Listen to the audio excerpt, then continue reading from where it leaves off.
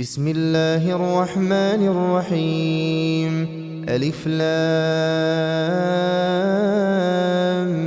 ميم. ذلك الكتاب لا ريب فيه هدى للمتقين الذين يؤمنون بالغيب ويقيمون الصلاة ومما رزقناهم ينفقون والذين يؤمنون بما أنزل إليك وما أنزل من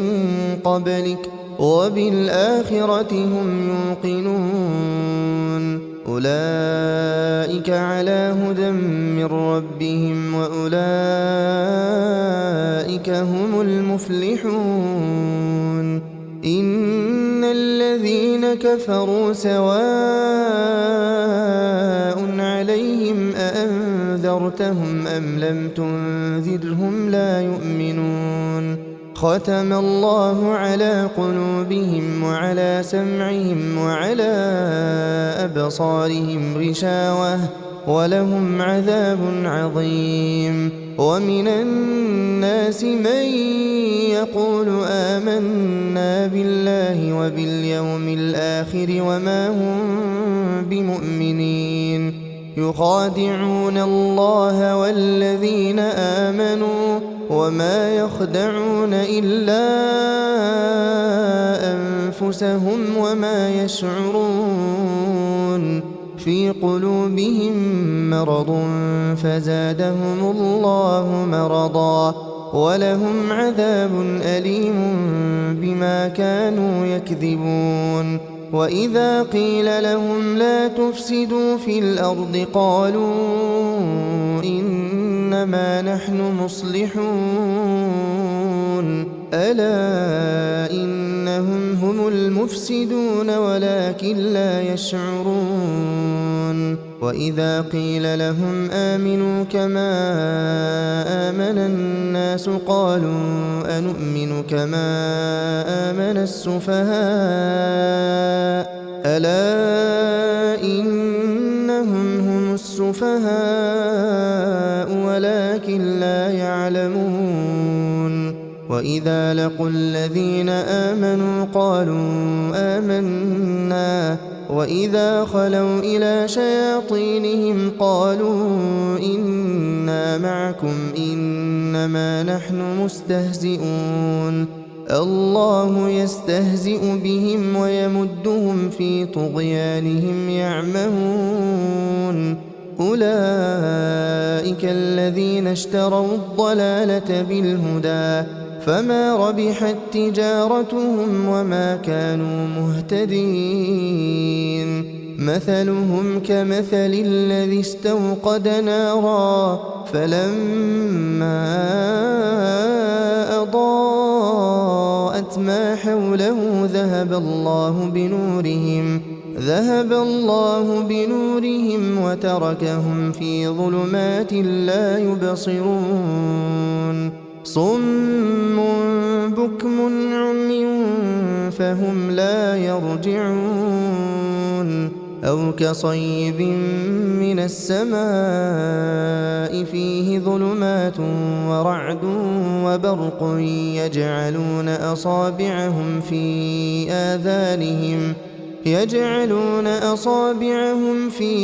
آذانهم من الصواعق حذر الموت والله محيط بالكافرين. يكاد البرق يخطف أبصارهم كلما أضاء لهم مشوا فيه وإذا أظلم عليهم قاموا ولو شاء الله لذهب بسمعهم وأبصارهم إن الله على كل شيء قدير. يا أيها الناس اعبدوا ربكم الذي خلقكم والذين من قبلكم لعلكم تتقون. الذي جعل لكم الأرض فراشا والسماء بناء وأنزل من السماء فأخرج به من الثمرات رزقا لكم فلا تجعلوا لله أندادا وأنتم تعلمون وإن كنتم في ريب مما نزلنا على عبدنا فأتوا بسورة من مثله وادعوا شهداءكم من دون الله إن كنتم صادقين فإن لم تفعلوا ولن تفعلوا فاتقوا النار التي وقودها الناس والحجارة أعدت للكافرين وبشر الذين آمنوا وعملوا الصالحات أن لهم جنات تجري من تحتها الأنهار كلما رزقوا منها من ثمرة رزقا قالوا هذا الذي رزقنا من قبل وأتوا به متشابها ولهم فيها أزواج مطهرة وهم فيها خالدون إن الله لا يستحيي أن يضرب مثلا ما بعوضة فما فوقها فأما الذين آمنوا فيعلمون أنه الحق من ربهم وأما الذين كفروا فيقولون ماذا أراد الله بهذا مثلا يضل به كثيرا ويهدي به كثيرا وما يضل به إلا الفاسقين الذين ينقضون عهد الله من بعد ميثاقه ويقطعون ما أمر الله به أن يوصل ويفسدون في الأرض أولئك هم الخاسرون كيف تكفرون بالله وكنتم أمواتا فأحياكم ثم يميتكم ثم يحييكم ثم إليه ترجعون هو الذي خلق لكم ما في الأرض جميعا ثم استوى إلى السماء فسواهن 7 سماوات وهو بكل شيء عليم وإذ قال ربك للملائكة إني جاعل في الأرض خليفة قالوا أتجعل فيها من يفسد فيها ويسفك الدماء ونحن نسبح بحمدك ونقدس لك قال إني أعلم ما لا تعلمون وعلم آدم الأسماء كلها ثم عرضهم على الملائكة فقال أنبئوني بأسماء هؤلاء إن كنتم صادقين قالوا سبحانك لا علم لنا إلا ما علمتنا إنك أنت العليم الحكيم قال يا آدم أنبئهم بأسمائهم فلما أنبأهم بأسمائهم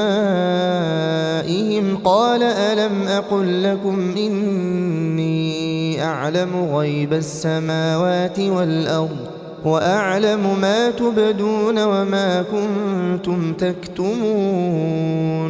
وإذ قلنا للملائكة اسجدوا لآدم فسجدوا إلا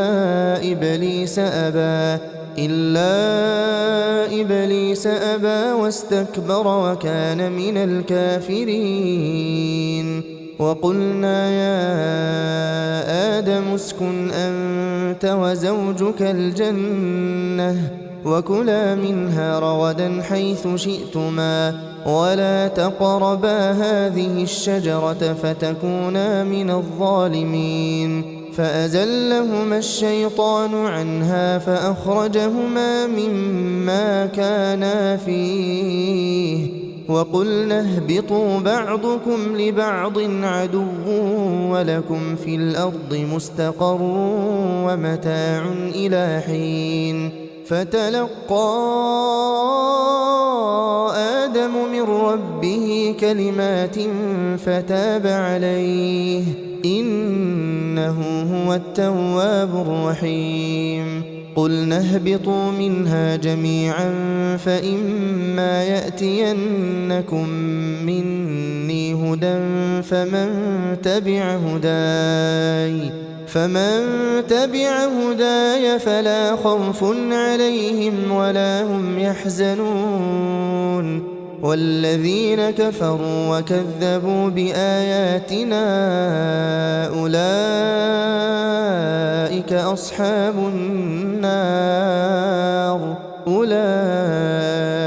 أصحاب النار هم فيها خالدون يا بني إسرائيل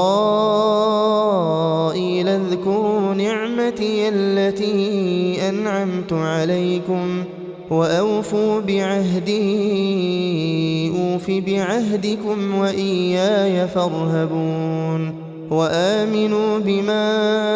أنزلت مصدقا لما معكم ولا تكونوا أول كافر به ولا تشتروا بآياتي ثمنا قليلا وإياي فاتقون ولا تلبسوا الحق بالباطل وتكتموا الحق وأنتم تعلمون وأقيموا الصلاة وآتوا الزكاة واركعوا مع الراكعين أتأمرون الناس بالبر وتنسون أنفسكم وأنتم تتلون الكتاب أفلا تعقلون واستعينوا بالصبر والصلاة وإنها لكبيرة إلا على الخاشعين الذين يظنون أنهم ملاقو ربهم وأنهم إليه راجعون يا بني إسرائيل اذكروا نعمتي التي أنعمت عليكم وأني فضلتكم على العالمين واتقوا يوما لا تجزي نفس عن نفس شيئا ولا يقبل منها شفاعة ولا يؤخذ منها عدل ولا هم ينصرون وإذ نجيناكم من آل فرعون يسومونكم سوء العذاب يذبحون أبناءكم ويستحيون نساءكم وفي ذلكم بلاء من ربكم عظيم وإذ فرقنا بكم البحر فأنجيناكم وأغرقنا آل فرعون وأنتم تنظرون وإذ واعدنا موسى 40 ليلة ثم اتخذتم العجل من بعده وأنتم ظالمون ثم عفونا عنكم من بعد ذلك لعلكم تشكرون وإذ آتينا موسى الكتاب والفرقان لعلكم تهتدون وإذ قال موسى لقومه يا قوم إنكم ظلمتم أنفسكم باتخاذكم العجل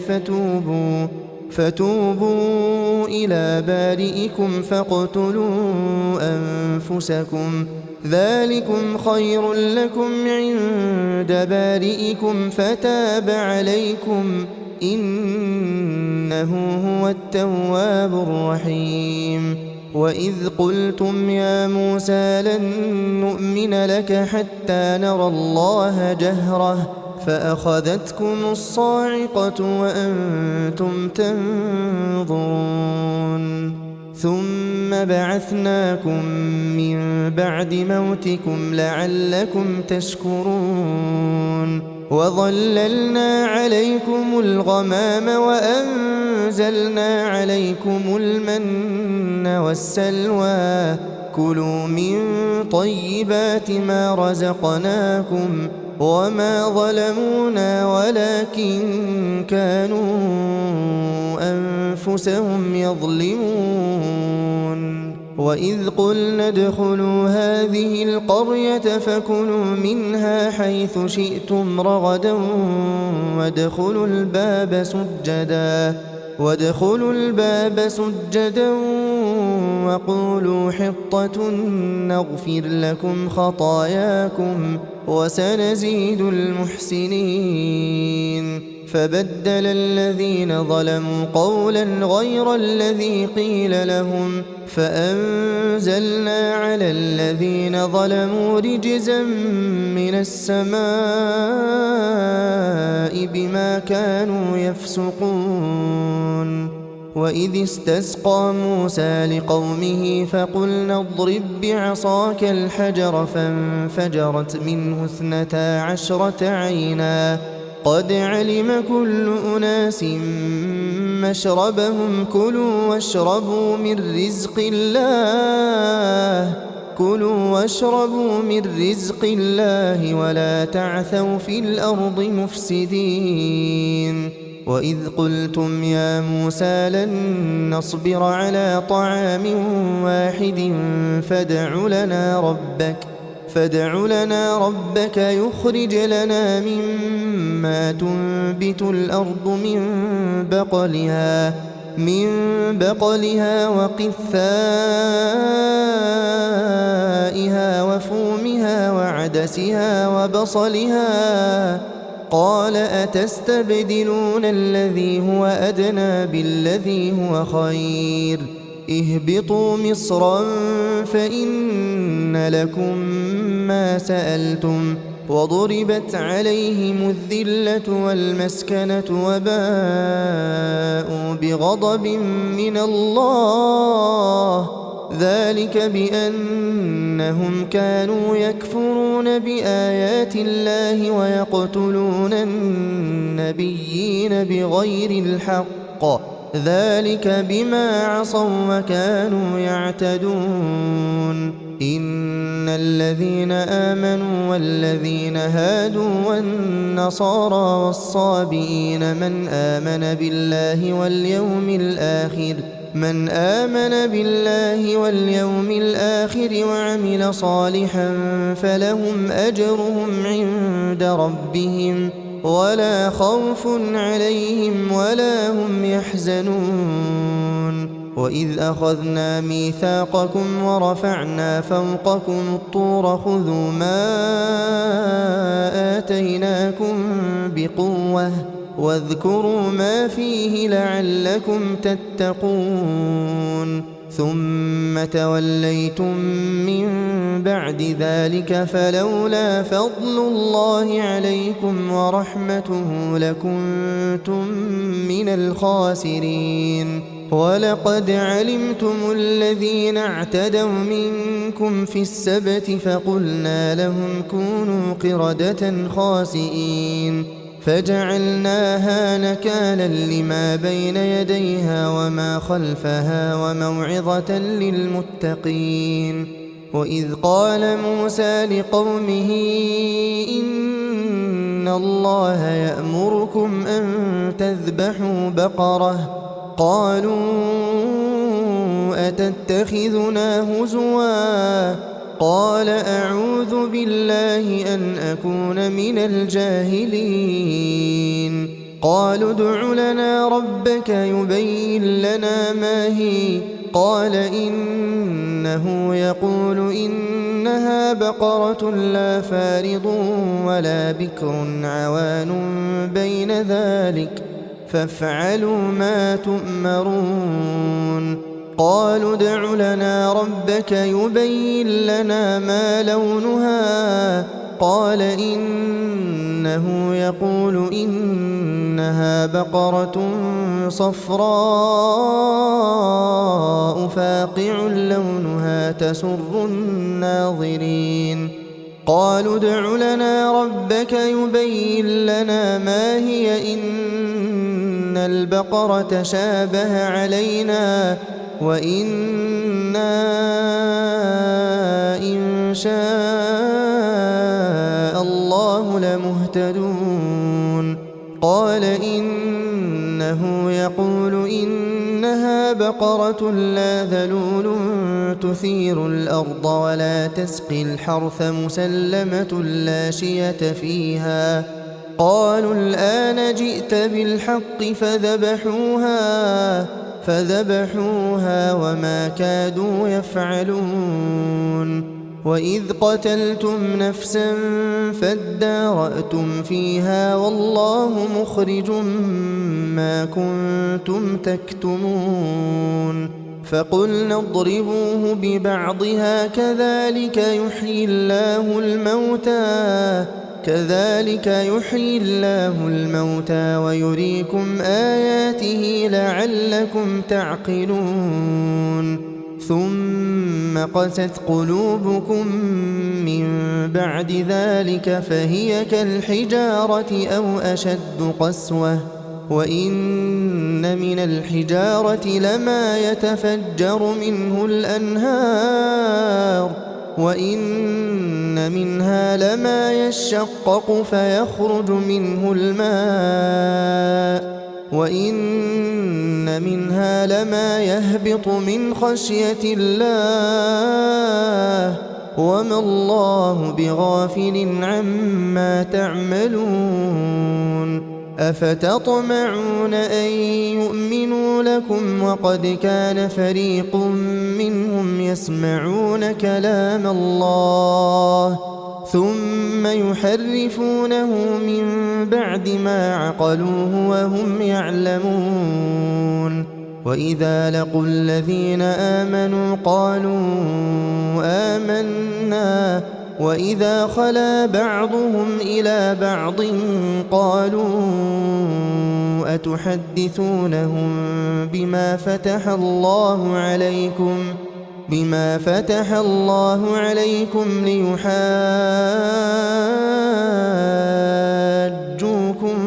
به عند ربكم أفلا تعقلون أولا يعلمون أن الله يعلم ما يسرون وما يعلنون ومنهم أميون لا يعلمون الكتاب إلا أماني وإن هم إلا يظنون فويل للذين يكتبون الكتاب بأيديهم ثم يقولون هذا من عند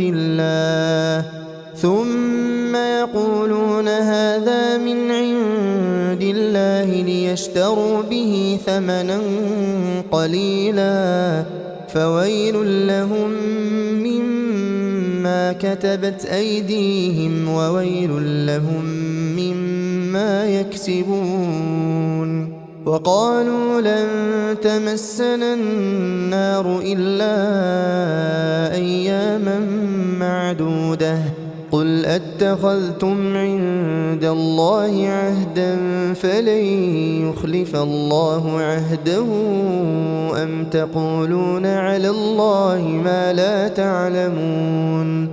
بلى من كسب سيئة وأحاطت به خطيئته فأولئك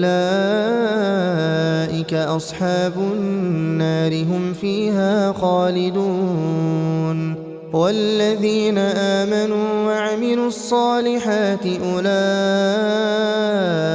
أصحاب الجنة هم فيها خالدون وإذ أخذنا ميثاق بني إسرائيل لا تعبدون إلا الله وبالوالدين إحسانا وذي القربى واليتامى والمساكين وقولوا للناس حسنا وأقيموا الصلاة وآتوا الزكاة ثم توليتم إلا قليلا منكم وأنتم معرضون وإذ أخذنا ميثاقكم لا تسفكون دماءكم ولا تخرجون أنفسكم من دياركم ثم أقررتم وأنتم تشهدون ثم أنتم هؤلاء تقتلون أنفسكم وتخرجون فريقا منكم من ديارهم تظاهرون عليهم بالإثم والعدوان وإن يأتوكم أسارى تفادوهم وهو محرم عليكم إخراجهم أفتؤمنون ببعض الكتاب وتكفرون ببعض فما جزاء من يفعل ذلك منكم إلا خزي في الحياة الدنيا ويوم القيامة يردون إلى أشد العذاب وما الله بغافل عما تعملون أولئك الذين اشتروا الحياة الدنيا بالآخرة فلا يخفف عنهم العذاب ولا هم ينصرون ولقد آتينا موسى الكتاب وقفينا من بعده بالرسل وآتينا عيسى ابن مريم البينات وأيدناه بروح القدس أفكلما جاءكم رسول بما لا تهوى أنفسكم استكبرتم ففريقا كذبتم وفريقا تقتلون وقالوا قلوبنا غلف بل لعنهم الله بكفرهم فقليلا ما يؤمنون ولما جاءهم كتاب من عند الله مصدق لما معهم وكانوا من قبل يستفتحون على الذين كفروا فلما جاءهم ما عرفوا كفروا به فلعنة الله على الكافرين بئس ما اشتروا به أنفسهم أن يكفروا بما أنزل الله بغيا أن ينزل الله من فضله على من يشاء من عباده فباءوا بغضب على غضب وللكافرين عذاب مهين وإذا قيل لهم آمنوا بما أنزل الله قالوا نؤمن بما أنزل علينا ويكفرون بما وراءه وهو الحق مصدقا لما معهم قل فلم تقتلون أنبياء الله من قبل إن كنتم مؤمنين ولقد جاءكم موسى بالبينات ثم اتخذتم العجل من بعده وأنتم ظالمون وإذ أخذنا ميثاقكم ورفعنا فوقكم الطور خذوا ما آتيناكم بقوة واسمعوا قالوا سمعنا وعصينا وأشربوا في قلوبهم العجل بكفرهم قل بئس ما يأمركم به إيمانكم إن كنتم مؤمنين قل إن كانت لكم الدار الآخرة عند الله خالصة من دون الناس فتمنوا الموت إن كنتم صادقين ولن يتمنوه أبدا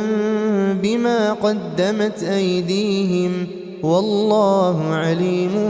بالظالمين ولتجدنهم أحرص الناس على حياة ومن الذين أشركوا يود أحدهم لو يعمر 1000 سنة وما هو بمزحزحه من العذاب أن يعمر والله بصير بما يعملون قل من كان عدوا لجبريل فإنه نزله على قلبك بإذن الله مصدقا لما بين يديه وهدى وبشرى للمؤمنين من كان عدوا لله وملائكته ورسله وجبريل وميكال فإن الله عدو للكافرين ولقد أنزلنا إليك آيات بينات وما يكفر بها إلا الفاسقون أو كلما عاهدوا عهدا نبذه فريق منهم بل أكثرهم لا يؤمنون ولما جاءهم رسول من عند الله مصدق لما معهم نبذ فريق من الذين أوتوا الكتاب كتاب الله وراء ظهورهم نبذ فريق من الذين أوتوا الكتاب كتاب الله وراء ظهورهم كأنهم لا يعلمون واتبعوا ما تتلو الشياطين على ملك سليمان وما كفر سليمان ولكن الشياطين كفروا يعلمون الناس السحر وما أنزل على الملكين ببابل هاروت وماروت وما يعلمان من أحد حتى يقولا إنما نحن فتنة فلا تكفر فيتعلمون منهما ما يفرقون به بين المرء وزوجه وما هم بضارين به من أحد إلا بإذن الله ويتعلمون ما يضرهم ولا ينفعهم ولقد علموا لمن اشتراه ما له في الآخرة من خلاق ولبئس ما شروا به أنفسهم لو كانوا يعلمون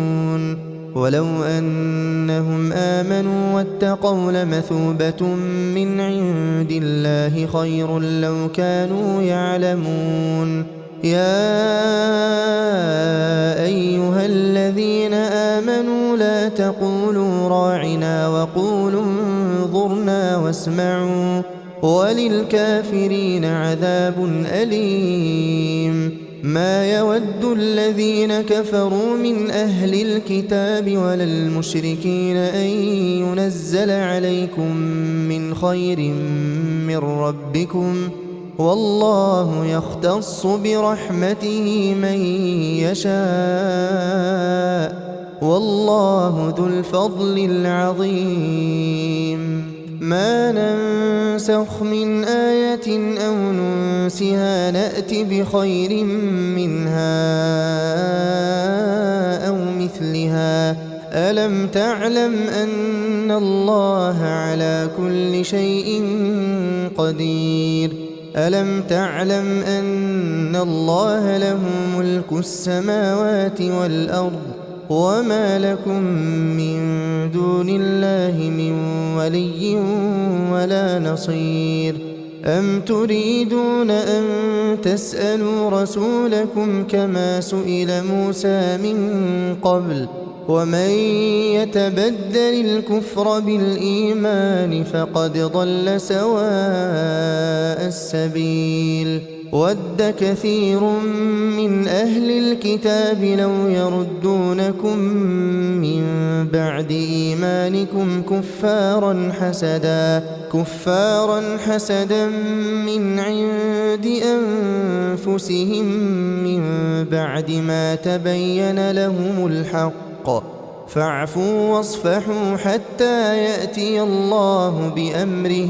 إن الله على كل شيء قدير وأقيموا الصلاة وآتوا الزكاة وما تقدموا لأنفسكم من خير تجدوه عند الله إن الله بما تعملون بصير وقالوا لن يدخل الجنة إلا من كان هودا أو نصارى تلك أمانيهم قل هاتوا برهانكم إن كنتم صادقين بلى من أسلم وجهه لله وهو محسن فله أجره عند ربه ولا خوف عليهم ولا هم يحزنون وقالت اليهود ليست النصارى على شيء وقالت النصارى ليست اليهود على شيء وهم يتلون الكتاب كذلك قال الذين لا يعلمون مثل قولهم فالله يحكم بينهم يوم القيامة فيما كانوا فيه يختلفون ومن أظلم ممن منع مساجد الله أن يذكر فيها اسمه وسعى في خرابها أولئك ما كان لهم أن يدخلوها إلا خائفين لهم في الدنيا خزي ولهم في الآخرة عذاب عظيم ولله المشرق والمغرب فأينما تولوا فثم وجه الله إن الله واسع عليم وقالوا اتخذ الله ولدا سبحانه بل له ما في السماوات والأرض كل له قانتون بديع السماوات والأرض وإذا قضى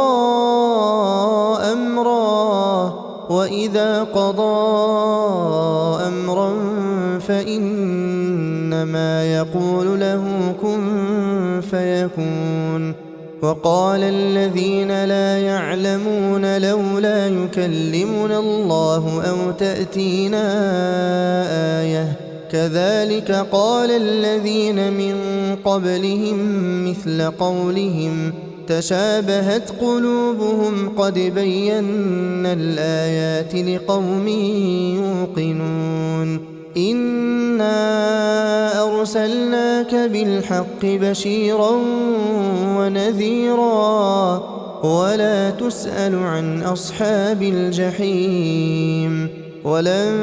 ترضى عنك اليهود ولا النصارى حتى تتبع ملتهم قل إن هدى الله هو الهدى ولئن اتبعت أهواءهم بعد الذي جاءك من العلم ما لك من الله من ولي ولا نصير الذين آتيناهم الكتاب يتلونه حق تلاوته أولئك يؤمنون به ومن يكفر به فأولئك هم الخاسرون يا بني إسرائيل اذكروا نعمتي التي أنعمت عليكم وأني فضلتكم على العالمين واتقوا يوما لا تجزي نفس عن نفس شيئا ولا يقبل منها عدل ولا تنفعها شفاعة ولا هم ينصرون وإذ ابتلى إبراهيم ربه بكلمات فأتمهن قال إني جاعلك للناس إماما قال ومن ذريتي قال لا ينال عهد الظالمين وإذ جعلنا البيت مثابة للناس وأمنا واتخذوا من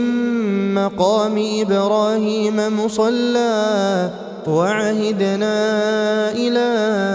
إبراهيم وإسماعيل أن طهرا بيتي للطائفين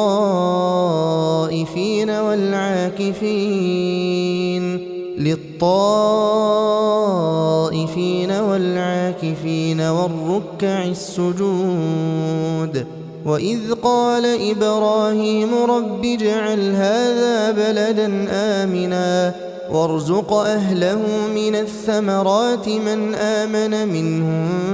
بالله واليوم الآخر قال ومن كفر فأمتعه قليلا ثم أضطره إلى عذاب النار وبئس المصير وإذ يرفع إبراهيم القواعد من البيت وإسماعيل ربنا تقبل منا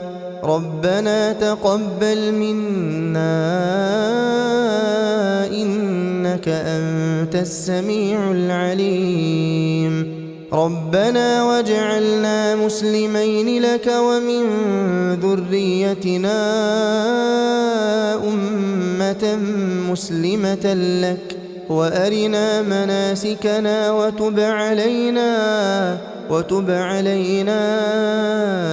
إنك أنت التواب الرحيم ربنا وابعث فيهم رسولا منهم يتلو عليهم آياتك ويعلمهم الكتاب والحكمة ويزكيهم إنك أنت العزيز الحكيم ومن يرغب عن ملة إبراهيم إلا من سفه نفسه ولقد اصطفيناه في الدنيا وإنه في الآخرة لمن الصالحين إذ قال له ربه أسلم قال أسلمت لرب العالمين ووصى بها إبراهيم بنيه ويعقوب يا بني إن الله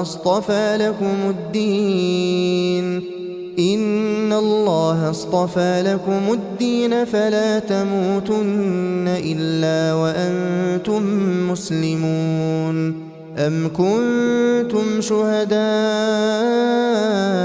إذ حضر يعقوب الموت إذ إذ قال لبنيه ما تعبدون من بعدي قالوا نعبد إلهك وإله آبائك إبراهيم وإسماعيل وإسحاق إلها واحدا ونحن له مسلمون تلك أمة قد خلت لها ما كسبت ولكم ما كسبتم ولا تسألون عما كانوا يعملون وقالوا كونوا هودا أو نصارى تهتدوا قل بل ملة إبراهيم حنيفا وما كان من المشركين قولوا آمنا بالله وما أنزل إلينا وما أنزل إلى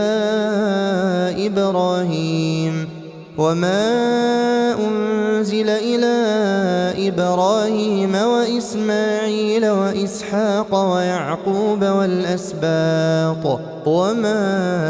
أوتي موسى وعيسى وما أوتي النبيون من ربهم لا نفرق بين أحد منهم ونحن له مسلمون فإن آمنوا بمثل ما آمنتم به فقد اهتدوا وإن تولوا فإنما هم في شقاق فسيكفيكهم الله وهو السميع العليم صبغة الله ومن أحسن من الله صبغة ونحن له عابدون قل أتحاجوننا في الله وهو ربنا وربكم ولنا أعمالنا ولكم أعمالكم ونحن له مخلصون أم تقولون إن إبراهيم وإسماعيل وإسحاق ويعقوب والأسباط كانوا هودا أو نصارى قل أأنتم أعلم أم الله ومن أظلم ممن كتم شهادة عنده من الله وما الله بغافل عما تعملون تلك أمة قد خلت لها ما كسبت ولكم ما كسبتم ولا تسألون عما كانوا يعملون سيقول السفهاء من الناس ما ولاهم عن قبلتهم التي كانوا عليها قل لله المشرق والمغرب يهدي من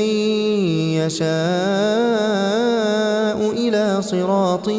مستقيم وكذلك جعلناكم أمة وسطا لتكونوا شهداء على الناس ويكون الرسول عليكم شهيدا وما جعلنا القبلة التي كنت عليها إلا لنعلم من يتبع الرسول ممن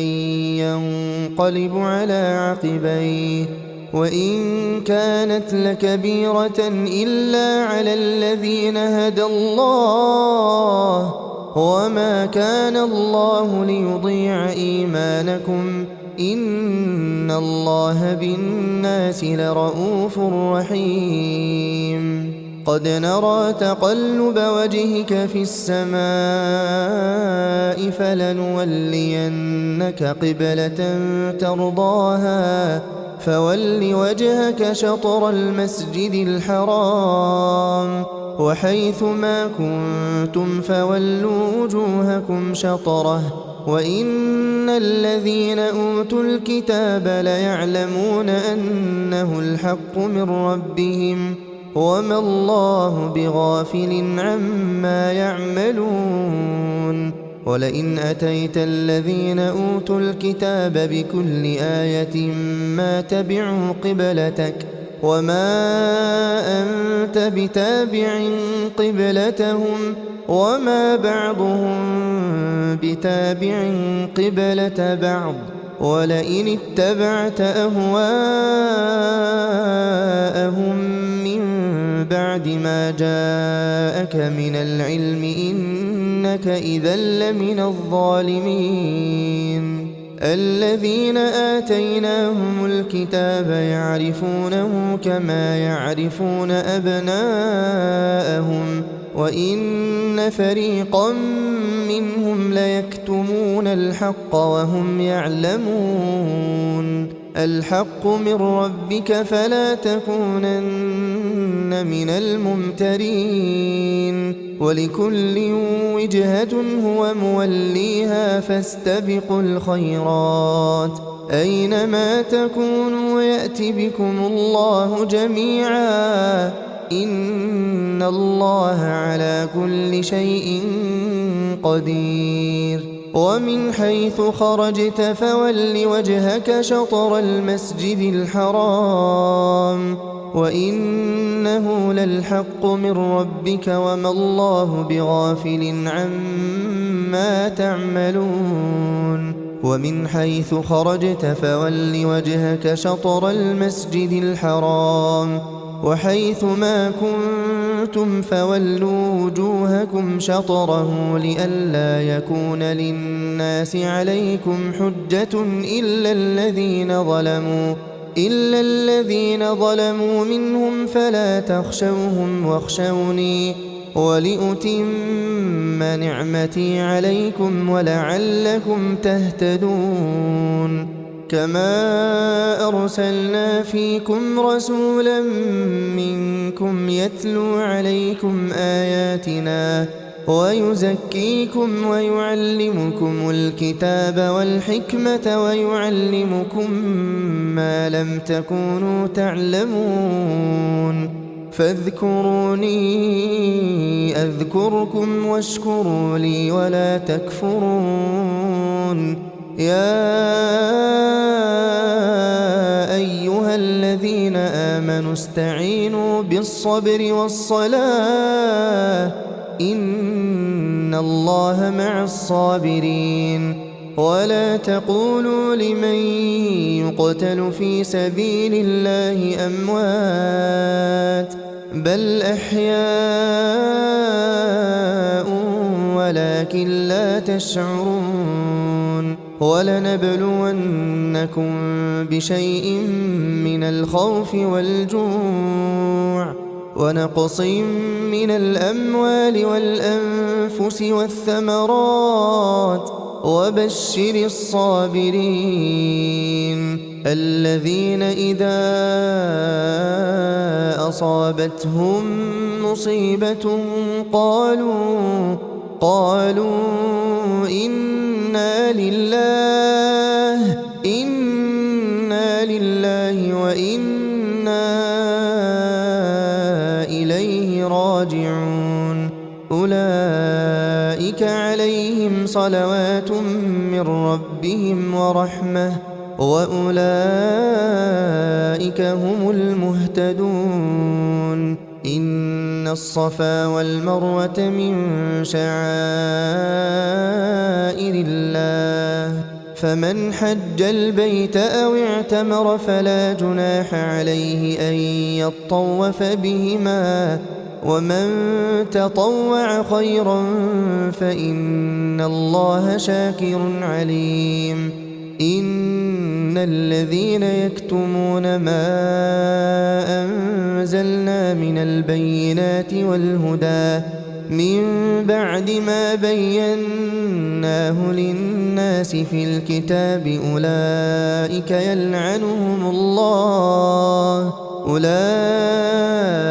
يلعنهم الله ويلعنهم اللاعنون إلا الذين تابوا وأصلحوا وبينوا فأولئك أتوب عليهم وأنا التواب الرحيم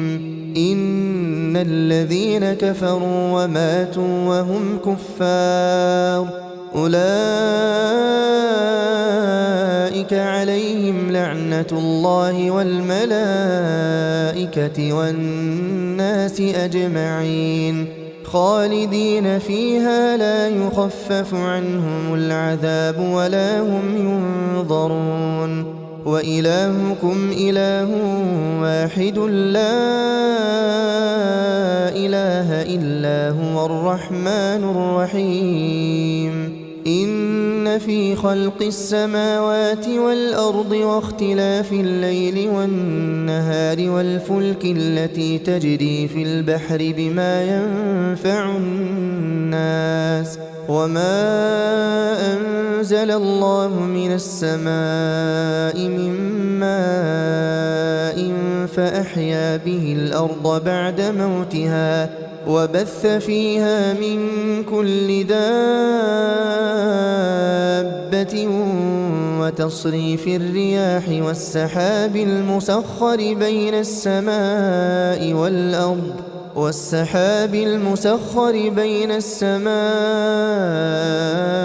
والأرض لآيات لقوم يعقلون ومن الناس من يتخذ من دون الله أندادا يحبونهم كحب الله والذين آمنوا أشد حبا لله ولو يرى الذين ظلموا إذ يرون العذاب أن القوة لله جميعا وأن الله شديد العذاب إذ تبرأ الذين اتبعوا من الذين اتبعوا ورأوا العذاب وتقطعت بهم الأسباب وقال الذين اتبعوا لو أن لنا كرة فنتبرأ منهم كما تبرأوا منا كذلك يريهم الله أعمالهم حسرات عليهم وما هم بخارجين من النار يا أيها الناس كلوا مما في الأرض حلالا طيبا ولا تتبعوا خطوات الشيطان إنه لكم عدو مبين إنما يأمركم بالسوء والفحشاء وأن تقولوا على الله ما لا تعلمون وإذا قيل لهم اتبعوا ما أنزل الله قالوا بل نتبع ما ألفينا عليه آباءنا أولو كان آباؤهم لا يعقلون شيئا ولا يهتدون ومثل الذين كفروا كمثل الذي ينعق بما لا يسمع إلا دعاء ونداء صم بكم عمي فهم لا يعقلون يا أيها الذين آمنوا كلوا من طيبات ما رزقناكم واشكروا لله إن كنتم إياه تعبدون إنما حرم عليكم الميتة والدم ولحم الخنزير وما أهل به لغير الله فمن اضطر غير باغ ولا عاد فلا إثم عليه إن الله غفور رحيم إن الذين يكتمون ما أنزل الله من الكتاب ويشترون به ثمنا قليلا أولئك ما يأكلون في بطونهم إلا النار ولا يكلمهم الله يوم القيامة ولا يزكيهم ولهم عذاب أليم أولئك الذين اشتروا الضلالة بالهدى والعذاب بالمغفرة فما أصبرهم على النار ذلك بأن الله نزل الكتاب بالحق وإن الذين اختلفوا في الكتاب لفي شقاق بعيد ليس البر أن تولوا وجوهكم قبل المشرق والمغرب ولكن البر من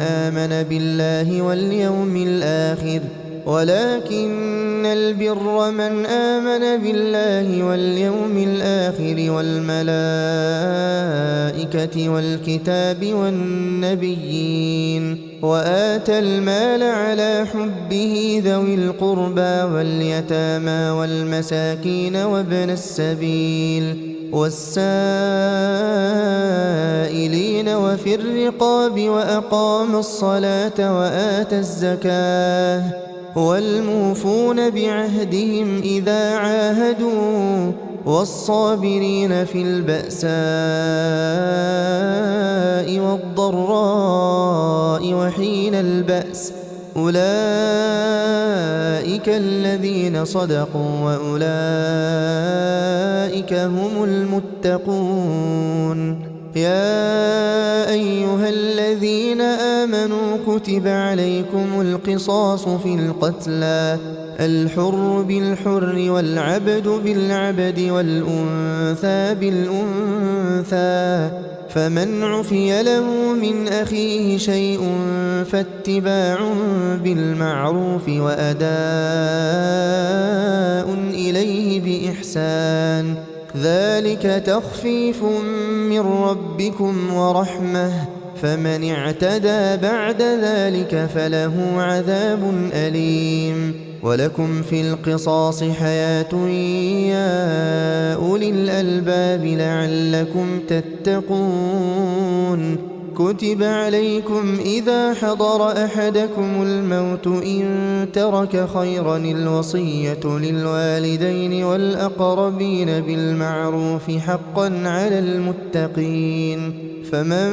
بدله بعدما سمعه فإنما إثمه على الذين يبدلونه إن الله سميع عليم فمن خاف من موص جنفا أو إثما فأصلح بينهم فلا إثم عليه إن الله غفور رحيم يا أيها الذين آمنوا كتب عليكم الصيام كما كتب على الذين من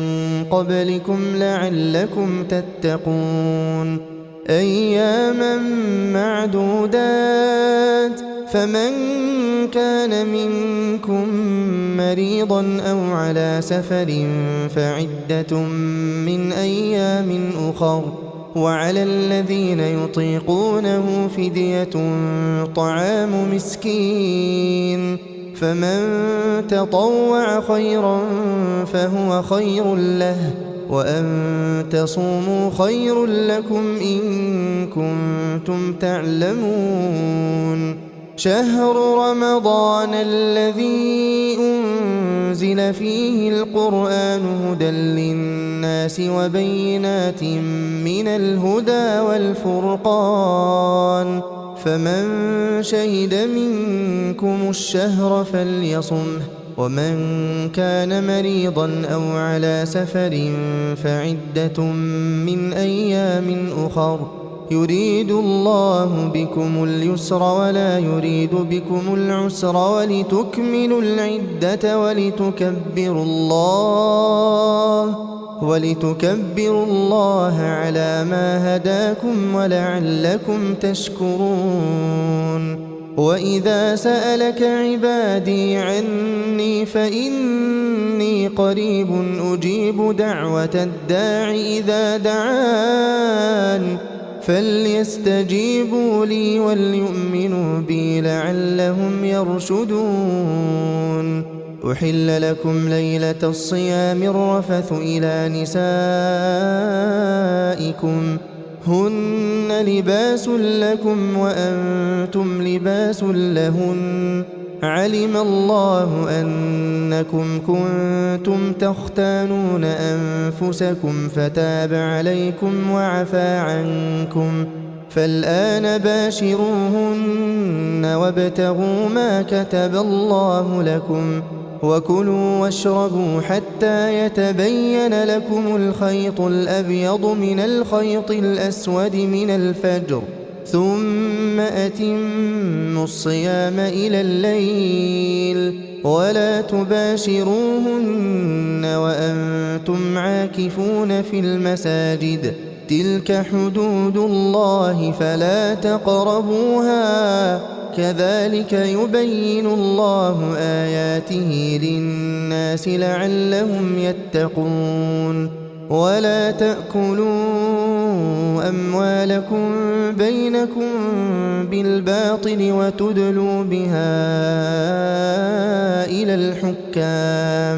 وتدلوا بها إلى الحكام لتأكلوا فريقا من أموال الناس بالإثم وأنتم تعلمون يسألونك عن الأهلة قل هي مواقيت للناس والحج وليس البر بأن تأتوا البيوت من ظهورها ولكن البر من اتقى وأتوا البيوت من أبوابها واتقوا الله لعلكم تفلحون وقاتلوا في سبيل الله الذين يقاتلونكم ولا تعتدوا إن الله لا يحب المعتدين واقتلوهم حيث ثقفتموهم وأخرجوهم من حيث أخرجوكم والفتنة أشد من القتل ولا تقاتلوهم عند المسجد الحرام حتى يقاتلوكم فيه فإن قاتلوكم فاقتلوهم كذلك جزاء الكافرين فإن انتهوا فإن الله غفور رحيم وقاتلوهم حتى لا تكون فتنة ويكون الدين لله فإن انتهوا فلا عدوان إلا على الظالمين الشهر الحرام بالشهر الحرام والحرمات قصاص فمن اعتدى عليكم فاعتدوا عليه بمثل ما اعتدى عليكم واتقوا الله واعلموا أن الله مع المتقين وأنفقوا في سبيل الله ولا تلقوا بأيديكم إلى التهلكة وأحسنوا إن الله يحب المحسنين وأتموا الحج والعمرة لله فإن أحصرتم فما استيسر من الهدي ولا تحلقوا رؤوسكم حتى يبلغ الهدي محله فمن كان منكم مريضا أو به أذى من رأسه ففدية من صيام أو صدقة أو نسك فإذا أمنتم فمن تمتع بالعمرة إلى الحج فما استيسر من الهدي فمن لم يجد فصيام 3 أيام في الحج و7 إذا رجعتم تلك 10 كاملة ذلك لمن لم يكن أهله حاضر المسجد الحرام واتقوا الله واعلموا أن الله شديد العقاب الحج أشهر معلومات فمن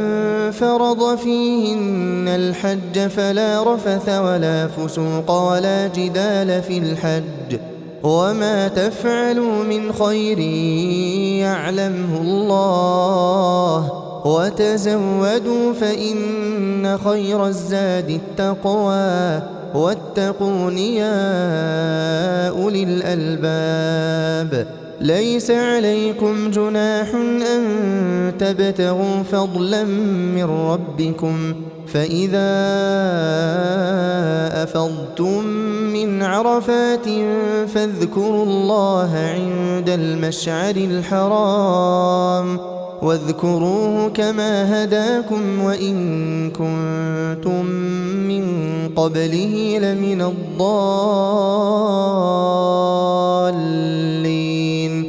ثم أفيضوا من حيث أفاض الناس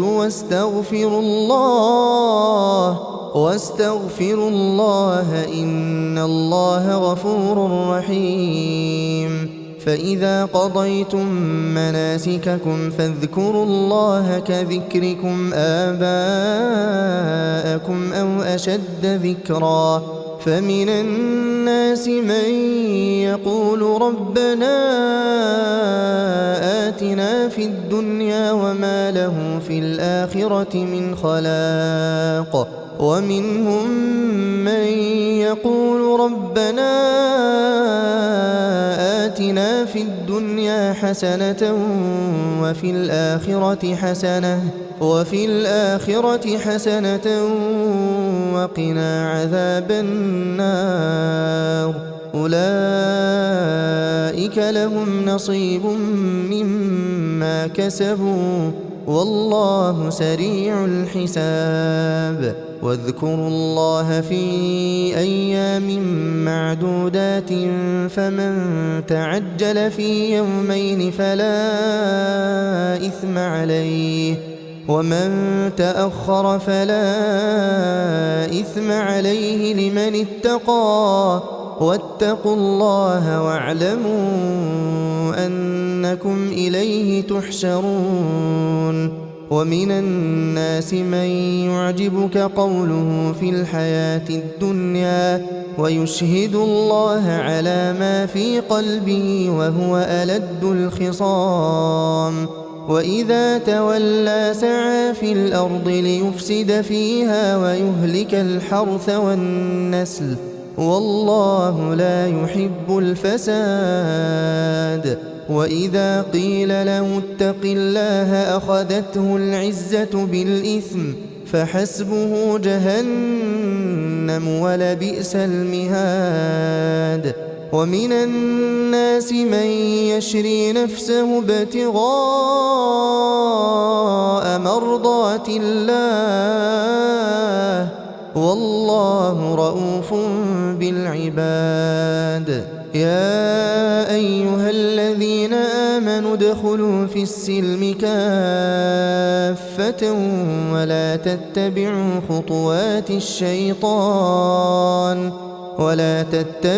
خطوات الشيطان إنه لكم عدو مبين. فإن زللتم من بعد ما جاءتكم البينات فاعلموا أن الله عزيز حكيم. هل ينظرون إلا أن يأتيهم الله في ظلل من الغمام والملائكة وقضي الأمر وإلى الله ترجع الأمور. سل بني إسرائيل كم آتيناهم من آية بينة ومن يبدل نعمة الله من بعد ما جاءته فإن الله شديد العقاب. زين للذين كفروا الحياة الدنيا ويسخرون من الذين آمنوا والذين اتقوا فوقهم يوم القيامة والله يرزق من يشاء بغير حساب. كان الناس أمة واحدة فبعث الله النبيين مبشرين ومنذرين وأنزل معهم الكتاب بالحق وأنزل معهم الكتاب بالحق ليحكم بين الناس فيما اختلفوا فيه وما اختلف فيه إلا الذين أوتوه من بعد ما جاءتهم البينات بغيا بينهم فهدى الله الذين آمنوا لما اختلفوا فيه من الحق بإذنه والله يهدي من يشاء إلى صراط مستقيم. أم حسبتم أن تدخلوا الجنة ولما يأتكم مثل الذين خلوا من قبلكم مستهم البأساء والضراء وزلزلوا حتى يقول الرسول والذين آمنوا معه متى نصر الله ألا إن نصر الله قريب. يسألونك ماذا ينفقون قل ما أنفقتم من خير فللوالدين والأقربين واليتامى والمساكين وابن السبيل وما تفعلوا من خير فإن الله به عليم. كتب عليكم القتال وهو كره لكم وعسى أن تكرهوا شيئا وهو خير لكم وعسى أن تحبوا شيئا وهو شر لكم والله يعلم وأنتم لا تعلمون. يسألونك عن الشهر الحرام قتال فيه قل قتال فيه كبير وصد عن سبيل الله وكفر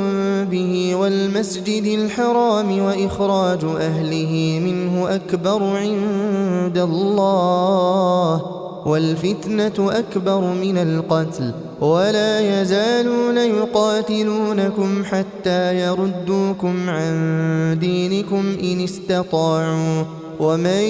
يرتدد منكم عن دينه فيمت وهو كافر فأولئك حبطت أعمالهم في الدنيا والآخرة وأولئك أصحاب النار هم فيها خالدون. إن الذين آمنوا والذين هاجروا وجاهدوا في سبيل الله أولئك يرجون رحمة الله والله غفور رحيم. يسألونك عن الخمر والميسر قل فيهما إثم كبير ومنافع للناس وإثمهما أكبر من نفعهما ويسألونك ماذا ينفقون قل العفو كذلك يبين الله لكم الآيات لعلكم تتفكرون في الدنيا والآخرة. ويسألونك عن اليتامى قل إصلاح لهم خير وإن تخالطوهم فإخوانكم والله يعلم المفسد من المصلح ولو شاء الله لأعنتكم إن الله عزيز حكيم. ولا تنكحوا المشركات حتى يؤمن ولأمة مؤمنة خير من مشركة ولو أعجبتكم ولا تنكحوا المشركين حتى يؤمنوا ولعبد مؤمن خير من مشرك ولو أعجبكم أولئك يدعون إلى النار والله يدعو إلى الجنة والمغفرة بإذنه ويبين آياته للناس لعلهم يتذكرون. ويسألونك عن المحيض قل هو أذى فاعتزلوا النساء في المحيض ولا تقربوهن حتى يطهرن فإذا تطهرن فأتوهن من حيث أمركم الله إن الله يحب التوابين ويحب المتطهرين نساؤكم حرث لكم فأتوا حرثكم أنى شئتم وقدموا لأنفسكم واتقوا الله واعلموا أنكم ملاقوه وبشر المؤمنين ولا تجعلوا الله عرضة لأيمانكم أن تبروا وتتقوا وتصلحوا بين الناس والله سميع عليم لا يؤاخذكم الله باللغو في أيمانكم ولكن يؤاخذكم بما كسبت قلوبكم والله غفور حليم للذين يؤلون من نسائهم تربص 4 أشهر فإن فاءوا فإن الله غفور رحيم وإن عزموا الطلاق فإن الله سميع عليم والمطلقات يتربصن بأنفسهن 3 قروء ولا يحل لهن أن يكتمن ما خلق الله في أرحامهن إن كن يؤمن بالله واليوم الآخر وبعولتهن أحق بردهن في ذلك إن أرادوا إصلاحا ولهن مثل الذي عليهن بالمعروف وللرجال عليهن درجة والله عزيز حكيم الطلاق 2 فإمساك بمعروف أو تسريح بإحسان ولا يحل لكم أن تأخذوا مما آتيتموهن شيئا إلا أن يخافا ألا يقيما حدود الله فإن خفتم ألا يقيما حدود الله فلا جناح عليهما فيما افتدت به تلك حدود الله فلا تعتدوها ومن يتعد حدود الله فأولئك هم الظالمون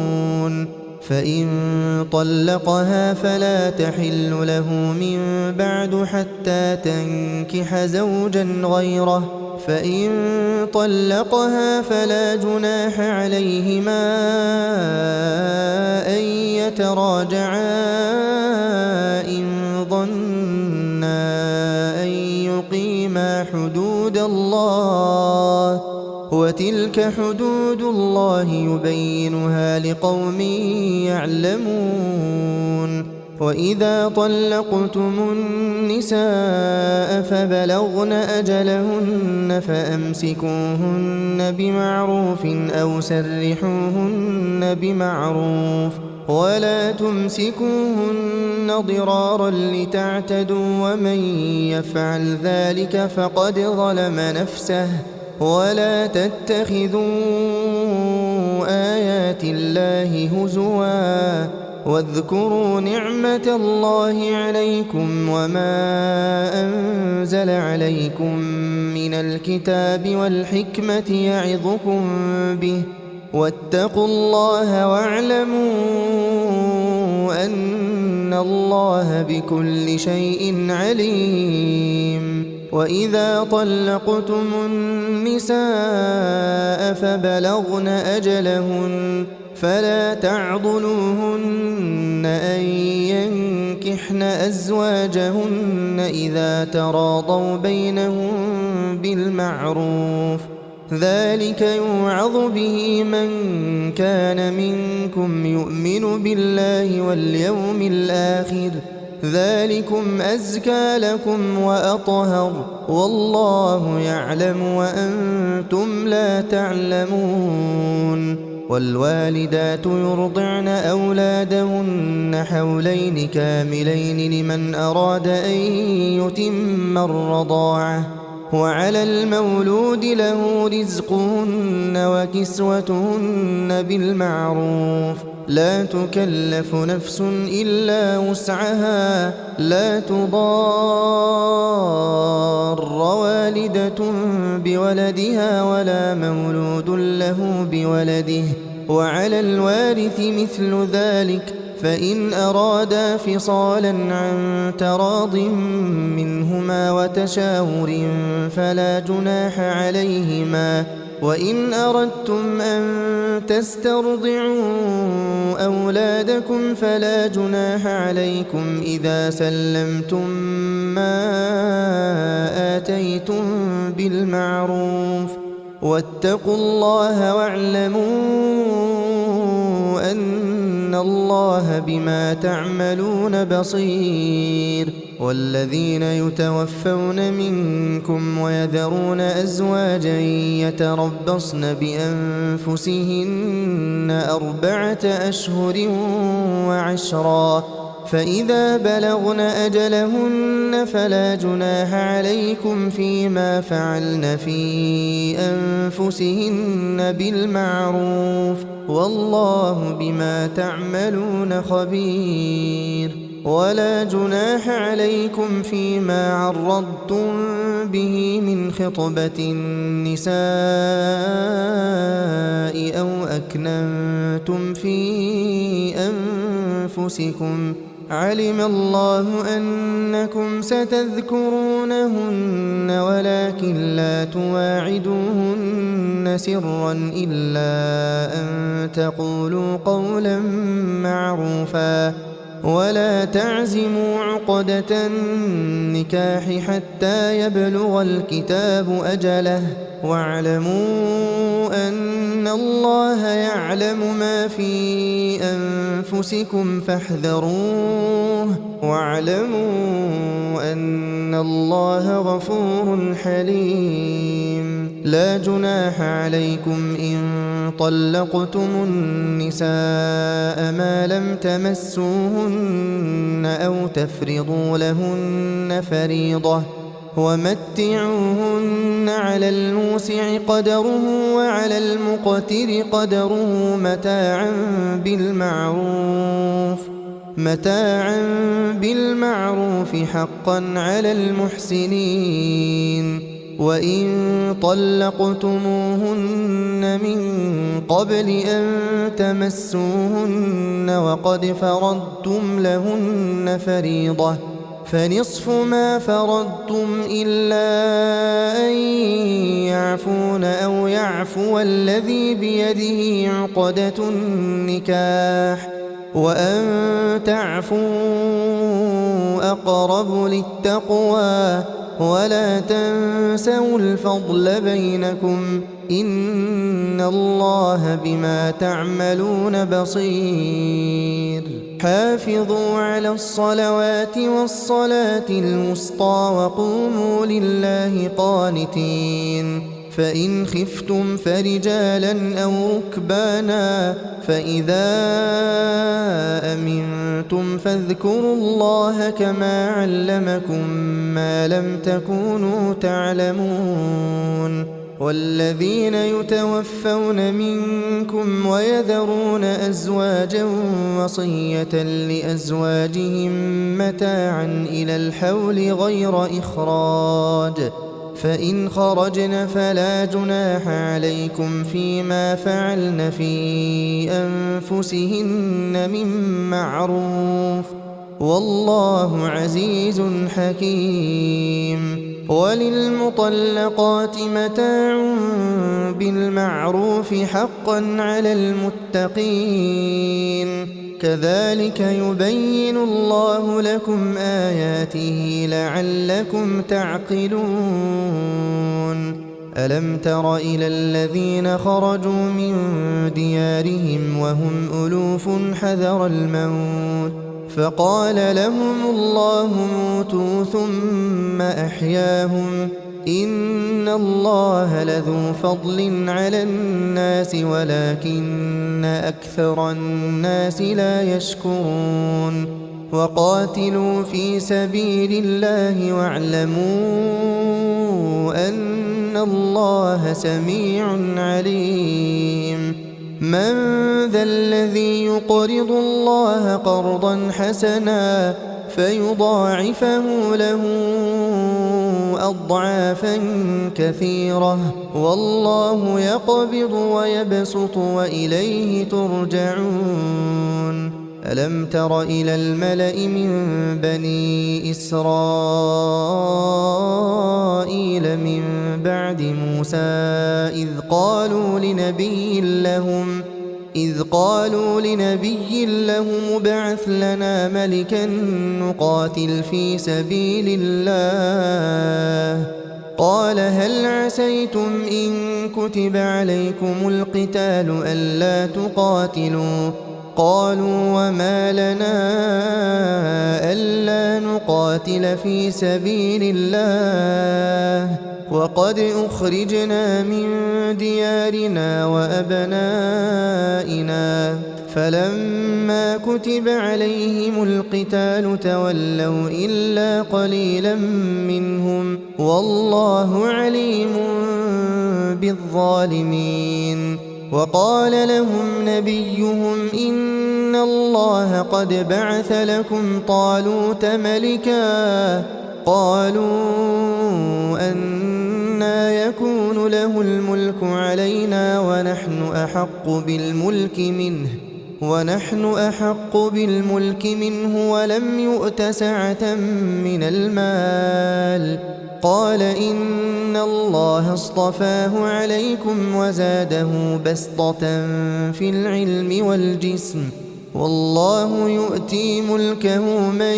يشاء والله واسع عليم وقال لهم نبيهم إن آية ملكه أن يأتيكم التابوت فيه سكينة من ربكم وبقية مما ترك آل موسى وآل هارون تحمله الملائكة إن في ذلك لآية لكم إن كنتم مؤمنين فلما فصل طالوت بالجنود قال إن الله مبتليكم بنهر فمن شرب منه فليس مني ومن لم يطعمه فإنه مني إلا من اغترف غرفة بيده فشربوا منه إلا قليلا منهم فلما جاوزه هو والذين آمنوا معه قالوا لا طاقة لنا اليوم بجالوت وجنوده قال الذين يظنون أنهم ملاقو الله كم من فئة قليلة غلبت فئة كثيرة بإذن الله والله مع الصابرين ولما برزوا لجالوت وجنوده قالوا ربنا أفرغ علينا صبرا وثبت أقدامنا وانصرنا على القوم الكافرين فهزموهم بإذن الله وقتل داود جالوت وآتاه الله الملك والحكمة وعلمه مما يشاء ولولا دفع الله الناس بعضهم ببعض لفسدت الأرض ولكن الله ذو فضل على العالمين تلك آيات الله نتلوها عليك بالحق وإنك لمن المرسلين تلك الرسل فضلنا بعضهم على بعض منهم من كلم الله ورفع بعضهم درجات وآتينا عيسى ابن مريم البينات وأيدناه بروح القدس ولو شاء الله ما اقتتل الذين من بعدهم من بعد ما جاءتهم البينات ولكن اختلفوا فمنهم من آمن ومنهم من كفر ولو شاء الله ما اقتتلوا ولكن الله يفعل ما يريد يا أيها الذين آمنوا أنفقوا مما رزقناكم من قبل أن يأتي يوم لا بيع فيه ولا خلة ولا شفاعة والكافرون هم الظالمون الله لا إله إلا هو الحي القيوم لا تأخذه سنة ولا نوم له ما في السماوات وما في الأرض من ذا الذي يشفع عنده إلا بإذنه يعلم ما بين أيديهم وما خلفهم ولا يحيطون بشيء من علمه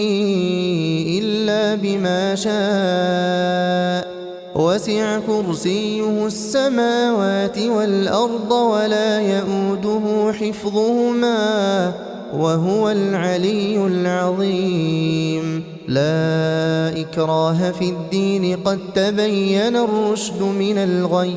فمن يكفر بالطاغوت ويؤمن بالله فقد استمسك بالعروة الوثقى لا انفصام لها والله سميع عليم الله ولي الذين آمنوا يخرجهم من الظلمات إلى النور والذين كفروا أولياؤهم الطاغوت يخرجونهم من النور إلى الظلمات أولئك أصحاب النار هم فيها خالدون ألم تر إلى الذي حاج إبراهيم في ربه أن آتاه الله الملك إذ قال إبراهيم ربي الذي يحيي ويميت قال أنا أحيي وأميت قال إبراهيم فإن الله يأتي بالشمس من المشرق فأت بها من المغرب فبهت الذي كفر والله لا يهدي القوم الظالمين أو كالذي مر على قرية وهي خاوية على عروشها قال أنى يحيي هذه الله بعد موتها فأماته الله 100 عام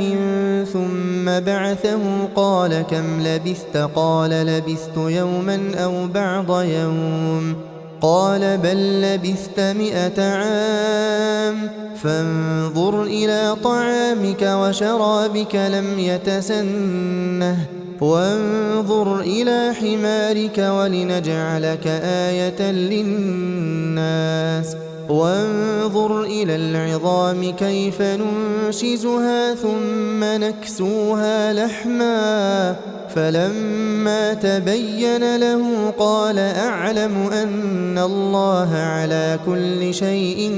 قدير وإذ قال إبراهيم رب أرني كيف تحيي الموتى قال أولم تؤمن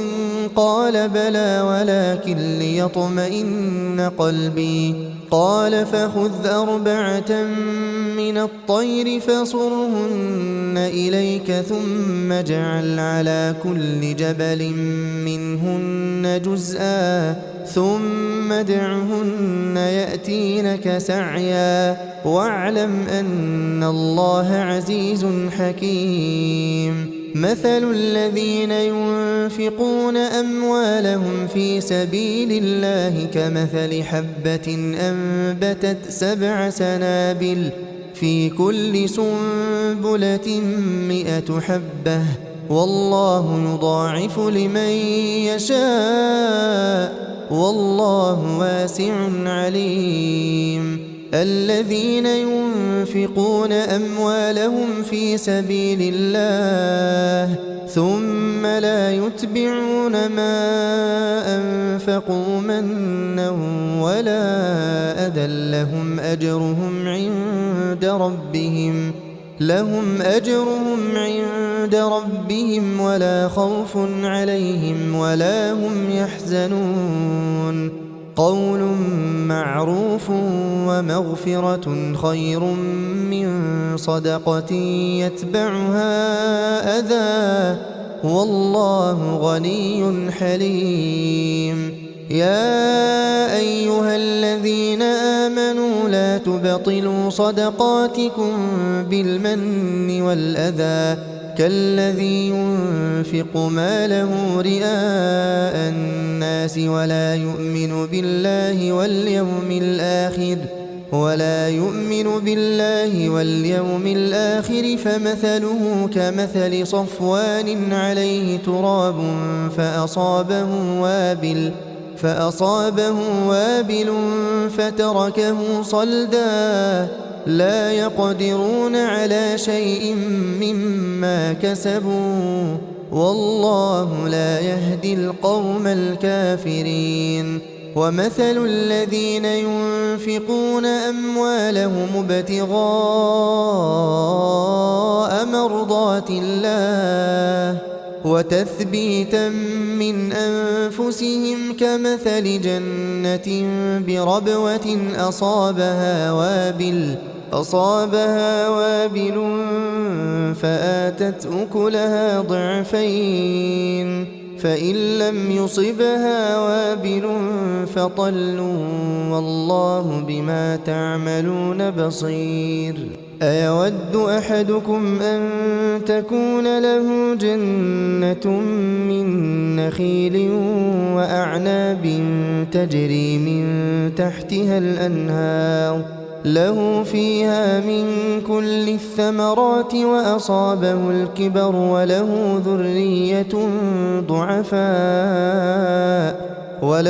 ذرية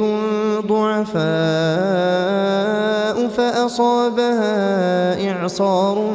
فيه نار فاحترقت كذلك يبين الله لكم الآيات لعلكم تتفكرون يا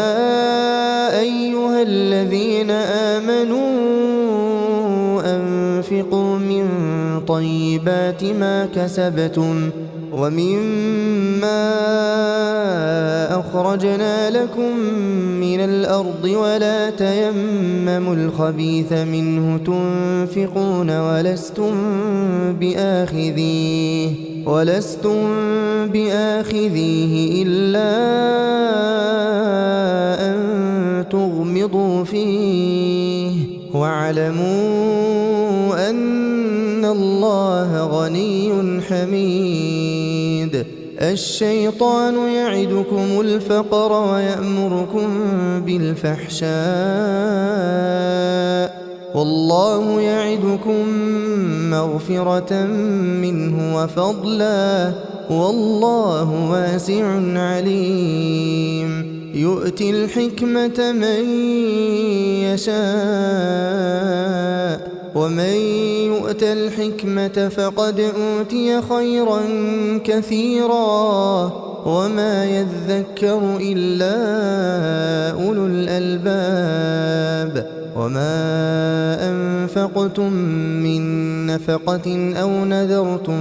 من نذر فإن الله يعلمه وما للظالمين من أنصار إن تبدوا الصدقات فنعما هي وإن تخفوها وتؤتوها الفقراء فهو خير لكم ويكفر عنكم من سيئاتكم والله بما تعملون خبير ليس عليك هداهم ولكن الله يهدي من يشاء وما تنفقوا من خير فلأنفسكم وما تنفقون إلا ابتغاء وجه الله وما تنفقوا من خير يوفى إليكم وأنتم لا تظلمون للفقراء الذين أحصروا في سبيل الله لا يستطيعون ضربا في الأرض يحسبهم الجاهل أغنياء من التعفف تعرفهم بسيماهم لا يسألون الناس إلحافا وما تنفقوا من خير فإن الله به عليم الذين ينفقون أموالهم بالليل والنهار سرا وعلانية فلهم أجرهم عند ربهم ولا خوف عليهم ولا هم يحزنون الذين يأكلون الربا لا يقومون إلا كما يقوم الذي يتخبطه الشيطان من المس ذلك بأنهم قالوا إنما البيع مثل الربا وأحل الله البيع وحرم الربا فمن جاءه موعظة من ربه فانتهى فله ما سلف وأمره إلى الله ومن عاد فأولئك أصحاب النار هم فيها خالدون يمحق الله الربا ويربي الصدقات والله لا يحب كل كفار أثيم إن الذين آمنوا وعملوا الصالحات وأقاموا الصلاة وآتوا الزكاة لهم أجرهم عند ربهم ولا خوف عليهم ولا هم يحزنون يا أيها الذين آمنوا اتقوا الله وذروا ما بقي من الربا إن كنتم مؤمنين فإن لم تفعلوا فأذنوا بحرب من الله ورسوله وإن تبتم فلكم رؤوس أموالكم لا تظلمون ولا تظلمون وإن كان ذو عسرة فنظرة إلى ميسرة وأن تصدقوا خير لكم إن كنتم تعلمون واتقوا يوما ترجعون فيه إلى الله ثم توفى كل نفس ما كسبت وهم لا يظلمون يا أيها الذين آمنوا إذا تداينتم بدين إلى أجل مسمى فاكتبوه وليكتب بينكم كاتب بالعدل ولا يأب كاتب أن يكتب كما علمه الله فليكتب وليملل الذي عليه الحق وليتق الله ربه ولا يبخس منه شيئا، فإن كان الذي عليه الحق سفيها أو ضعيفا أو لا يستطيع أن يمل هو فليملل وليه بالعدل، واستشهدوا شهيدين من رجالكم فإن لم يكونا رجلين فرجل وامرأتان ممن ترضون من الشهداء أن تضل إحداهما فتذكر إحداهما الأخرى، ولا يأبى الشهداء إذا ما دعوا، ولا تسأموا أن تكتبوه صغيرا أو كبيرا إلى أجله، ذلكم أقسط عند الله وأقوم للشهادة وأدنى ألا ترتابوا، إلا أن تكون تجارة حاضرة تديرونها بينكم فليس عليكم جناح ألا تكتبوها، وأشهدوا إذا تبايعتم، ولا يضار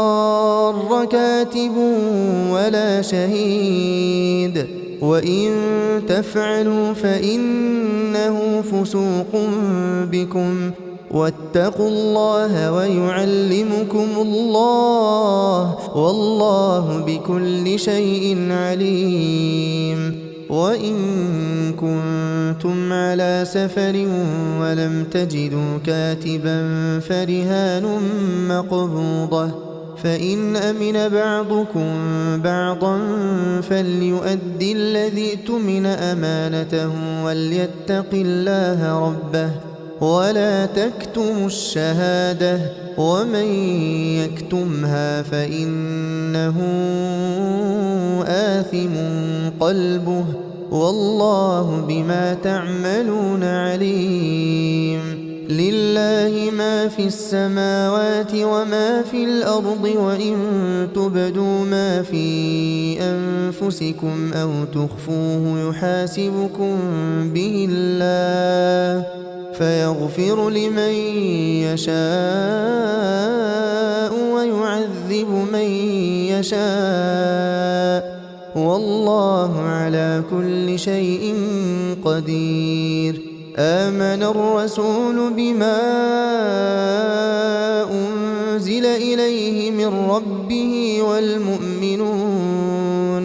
كل آمن بالله وملائكته وكتبه ورسله لا نفرق بين أحد من رسله، وقالوا سمعنا وأطعنا غفرانك ربنا وإليك المصير. لا يكلف الله نفسا إلا وسعها، لها ما كسبت وعليها ما اكتسبت. ربنا لا تؤاخذنا إن نسينا أو أخطأنا، ربنا ولا تحمل علينا